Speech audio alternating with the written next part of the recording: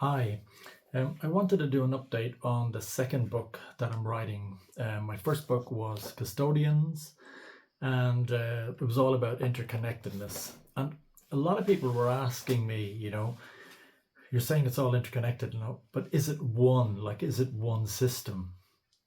And I guess in Custodians, I wasn't that explicit. It was just gave all the examples of all these interconnected systems, but didn't say it was one. And it's something in this second book that I want to make sure that I get the point across. But oneness for me is I'm analytical, so oneness for me, I have to have details. Like, what does that oneness mean? And I've been fascinated to find out the aspects and the particulars. So I wanted to share some of those with you in this video. So underground, I did talk about in Custodians, we have mycelial networks. They're fungal networks, like a web that operates underground. And the fascinating thing for me is it's just not like a static web. It moves nutrients and moves sugars around and water.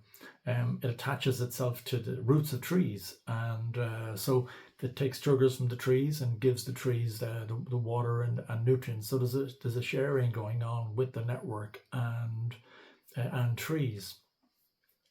What the marine biologists found was that actually this network operates in the sea. So you've got bacterial, what are called nanobridges, operating the same web, this matrix or web in the sea that passes nutrients, does the same thing, passes nutrients around, and helps all the bacteria keep it all together. So that's life supporting again in the sea.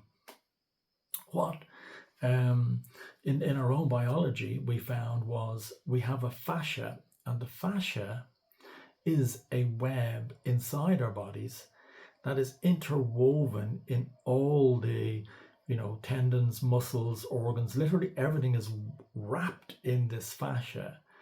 And the fascia as a web, as an interconnected web, does the same thing. It moves nutrients around, proteins, carbohydrates, like it literally moves and communicates all around our body. So it's phenomenal for me to see the same characteristics underground, in the sea, and in our bodies, and it's the same life supporting characteristic.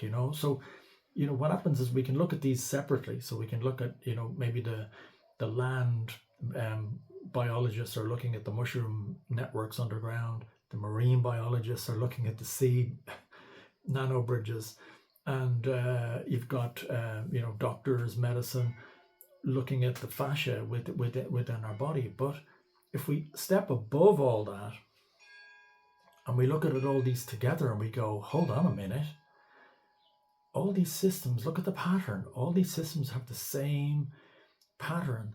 They're a web of life supporting constituents that move water, nutrients, whatever's needed. They're moving it around, and the web seems to be the best medium to do that. If we go outside the Earth, and I talked about it in Custodians, we now know that the galaxies are interconnected by a web of hydrogen filaments.